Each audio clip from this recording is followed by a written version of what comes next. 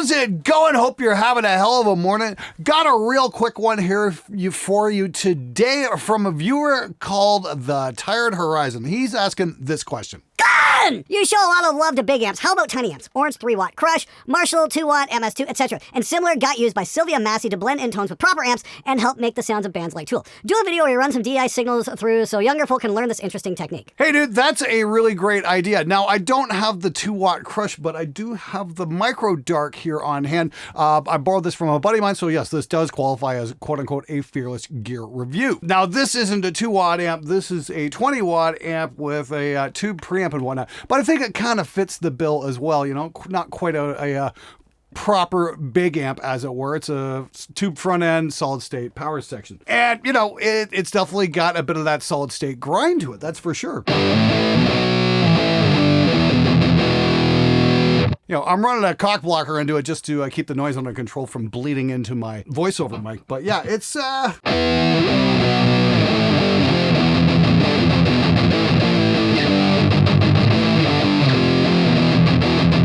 definitely got a bit of that solid state sludginess to it. It's definitely not a hyper tight, you know, modern high gain tube amp, that's for sure. I mean, we've got 3 knobs here. It's pretty simple stuff.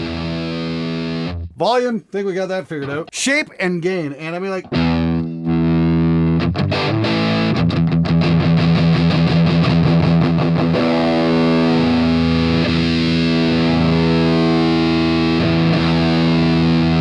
it's not exactly the most versatile amp, that's for sure.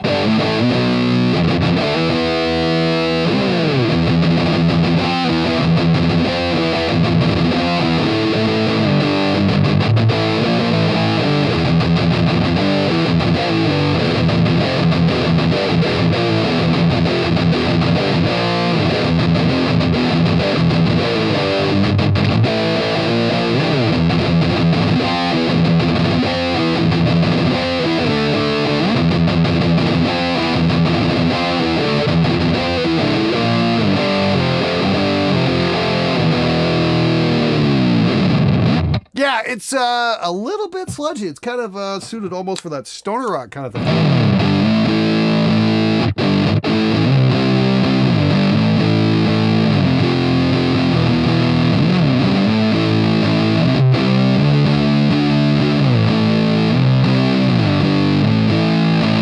But we do get something interesting when we throw, say, an overdrive into it. I got a little OD808 back here. And let's just see if that's actually kicking on. My poor OD808 has been dropped and abused so many times over the years on reamp sessions and whatnot. It is just barely hanging on at this point. But, you know, I go on the treble pickup here and crank on the overdrive. We get a fairly tighter sound. A little mid-rangey. Let's see what I can do.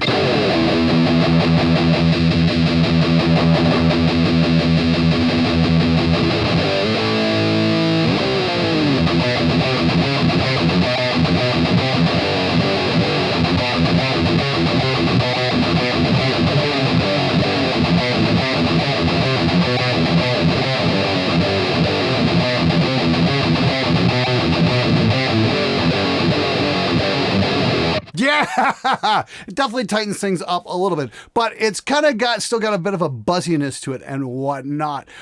It's not a bad little amp, especially for $200. Mind you, I have this mic'd up through the Hesu Demon cab with an SM57 and a JZ Classic 2 microphone, so we are getting that sound going on, and that's giving us a slightly bigger palette than just, say, a straight up 57, that's for sure. But for a $200 amp head, I mean, come on, this thing's just all sorts of fun.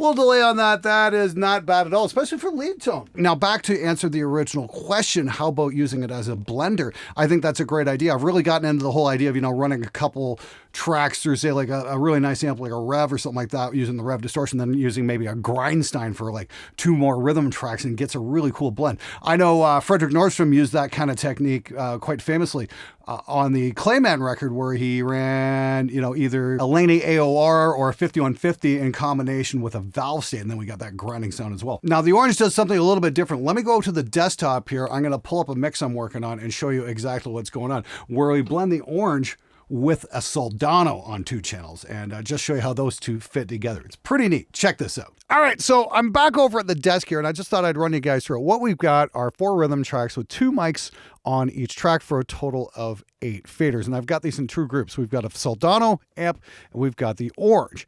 And if we check out the Orange here, now that's nice and sludgy. We go over to the Soldano.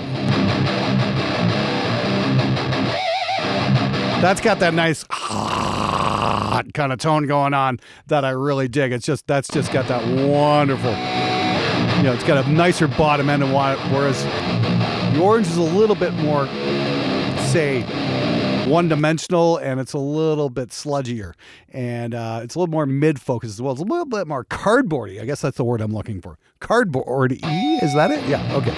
But we combine them, we get something really cool. We take that Orange out, put it back in. It's like, wow, that's really cool. Now, to hear that in the context of a mix, let me roll that back. Check this out.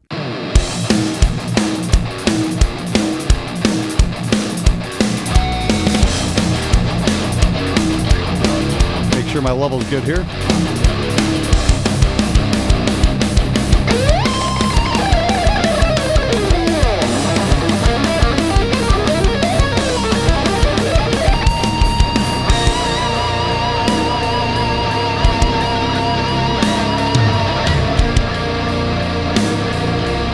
Kick down a little bit, it's a little loud.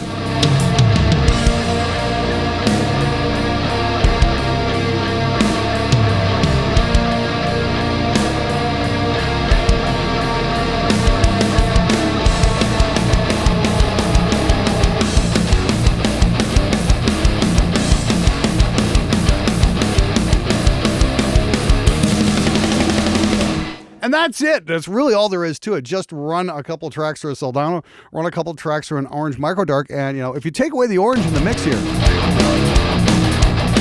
sounds a little thin.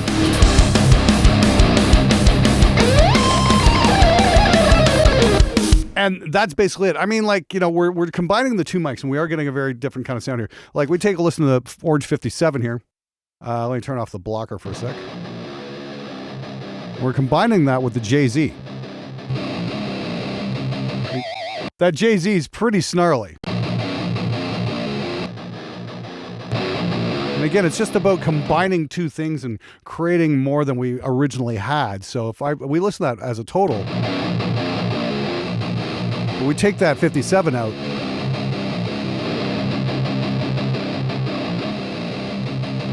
sounds a little thin by itself. The 57 just kind of fills it up. And again, so it's like we've got the Orange JZ mic, and it's a little bit scooped. We fill it with the 57, and then we take the Soldano tracks and then fill the mids in with the Orange. So that's how that's kind of working. So, for an extra $200, you can get yourself a slightly fatter guitar sound, as opposed to just using a straight up, super high-end tube amp. Check it out. It's pretty good. Really good, actually. Very good. Don't get me wrong. The Soldano is amazing on its own. No question about it.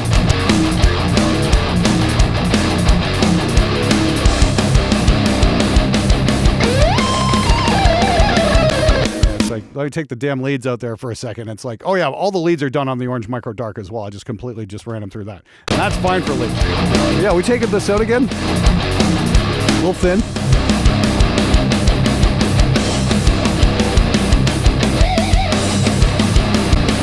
Yeah, that totally works for me right there. I would be totally happy putting that sound on a client's record. But again, it's all about combining things. The Soldano's a slightly bigger sound, but we're using a smaller sound to kind of fill in the gaps, as it were, and just get an overall much larger sound with that approach. Anyway, hopefully that clears a few things up. So if you're in the market for an Orange Micro Dark or something else really small like that, going, hey, I wonder, if this would be useful somewhere. Yes, if you use a little bit of imagination and if you quad track heavy rhythms, usually those small amps are definitely going to have a place somewhere in your studio. It's always cool to have something around like that anyway. And like I said, it turned out pretty damn cool on the leads. Even though I've got a Soldano on hand, I use the Orange Micro Dark for the leads.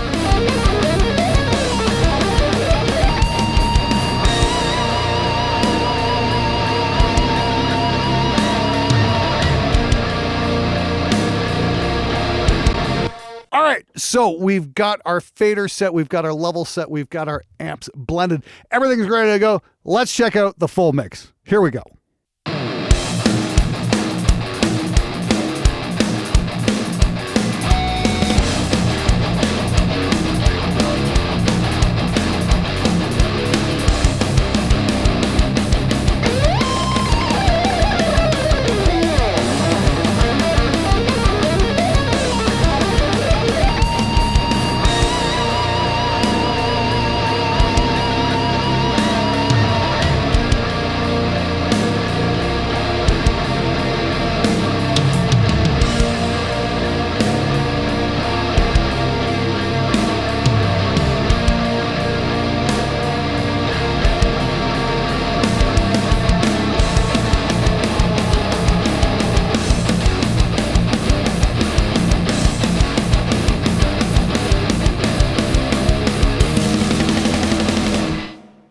Now, if you guys have more suggestions for videos of this type, I am always down for new ideas. So leave a comment below because I try and read every single one of them. And if I think, I can make a video that will be helpful to the community out there at large, I'll be more than happy to make it. Make sure you hit the subscribe button, and I am freaking out of here. Thanks for watching.